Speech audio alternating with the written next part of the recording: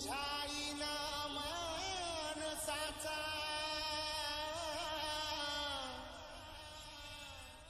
जन्म जाई वाया हे देवा दिली हाक। दंडवत प्रणाम। आज आपण आलेलो आहोत तालुका निफाड, जिल्हा नाशिक येथील श्री क्षेत्र मौजे सुकेने येथे। सुकेने हे गाव ओझर निफाड मार्गावर ओझरहून पूर्वेस 9 किलोमीटर आहे व निफाडहून किंचित वायव्येस 15 किलोमीटर अंतरावर आहे। ओझर हे गाव मुंबई-आग्रा राष्ट्रीय महामार्गावर नाशिकहून वायव्येस 20 किलोमीटर अंतरावर आहे। आडगावहून सुकेने सिद्धपिंपरी मार्गे 15 किलोमीटर अंतरावर आहे व ओझर मार्गे 19 किलोमीटर आहे। मुंबई भुसावळ लोहमार्गावरील नाशिक व मनमाडमधील सुकेने हे रेल्वे स्थानक आहे। सुकेने रेल्वे स्थानक ते सुकेने गाव 1.25 किलोमीटर आहे। सुकेने येथे जाण्यासाठी एसटी बस सेवाही उपलब्ध आहे। तेथे तीर्थयात्रेकरूंच्या निवासाची सोय आहे। आज आपण येथे आलेलो असताना भक्त निवासासाठी मंदिराच्या शेजारी मंदिराच्या काही भागाचे व भक्त निवासाचे पुनर्बांधकाम चालू आहे।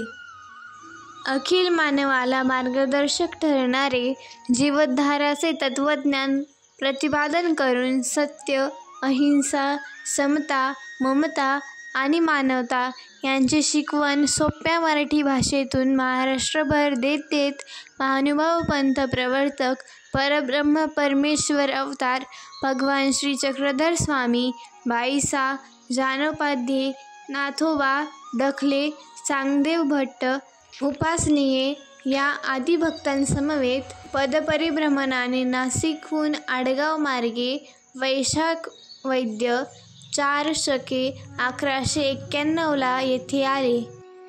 इसवी सनाप्रमाणे तो काळ 1269 होय।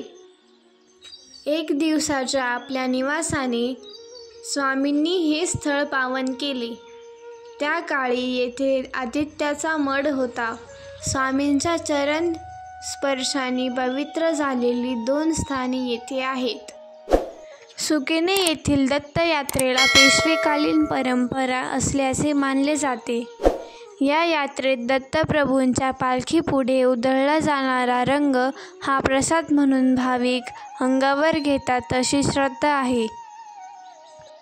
मौजे सुकेनेची दत्तयात्रा संपूर्ण जिल्ह्यात प्रसिद्ध आहे आणि रंगाची यात्रा म्हणून ओळखली जाते। रंगपंचमीच्या दिवशी या यात्रोत्सवाला प्रारंभ होतो आणि 5 दिवस हा उत्सव चालतो। या मंदिराला पेशवेकालीन दगडी बांधकाम आणि पुरातन लाकडी कोरीवकाम आहे, जे भाविकांचे आणि पर्यटकांचे आकर्षण ठरते।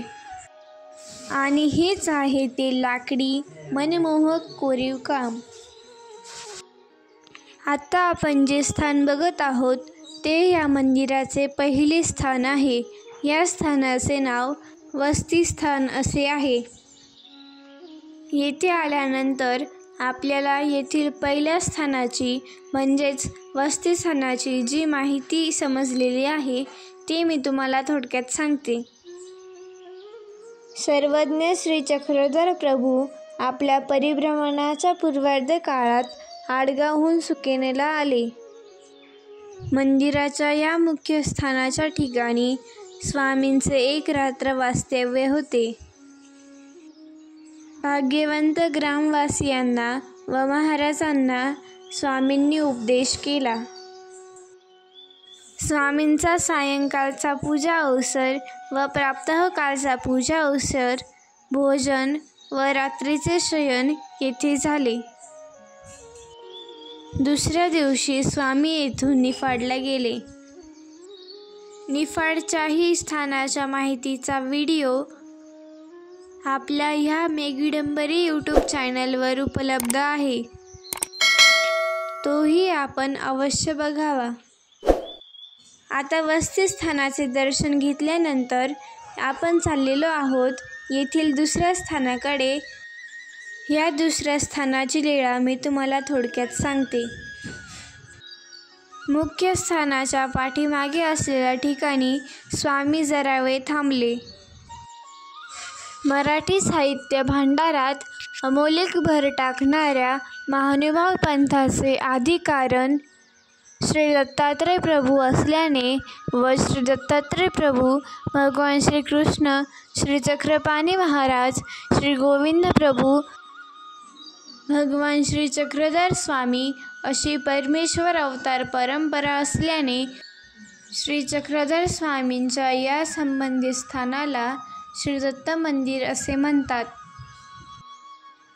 परमेश्वर सामर्थ्याने येथे अंगरोग दूर होतात, भूतपिशाच बाधा जाते, मनोकामना पूर्ण होतात, मन शांती लाभते, सुख समाधान प्राप्त होते. म्हणून या स्थानास सुखदानी बाबा असे म्हणतात. फाल्गुन वैद्य 5 रंगपंचमीला येथे मोठी यात्रा भरते. रंगांचे उधळण आणि भावभक्तीचा गुलाल घेऊन सर्वजण तृप्त होतात. आपल्याला ही सर्व माहिती मंदिराच्या आतील भागात असलेल्या फलकावर मिळते. तुम्ही कधी निफाडला आलात तर श्री क्षेत्र मौजे सुकेने या स्थानाला सहकुटुंब सहपरिवार भेट देण्यास विसरू नका.